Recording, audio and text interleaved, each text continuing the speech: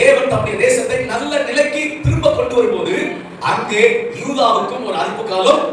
அல்லேலூயா. அப்போ ஒரு நல்ல நிலைமைக்கு ஒரு திரும்ப கொண்டு வரும்போது அப்படின்னா யூதாவுல ஒரு அறுப்பு காலம் அப்படின்னா அவங்களுக்கு சோரம் போயிட்டாங்க. கர்த்தர் சேர்த்துக் கொள்வேன்னு சொல்றாரு. அந்த யோசியா புத்தகத்துடைய முழு அந்த 14 அதிகாரத்துல எது வச்சுன்னா இந்த ஜனங்கள் எல்லாம் செழிப்புக்கு போன பிறகு அவங்களுக்குள்ள ஒரு எதிர்பார்ப்பு இருக்குது. எப்படியாவது தெய்வம் நம்மளை திரும்ப கொண்டு வருவாங்க.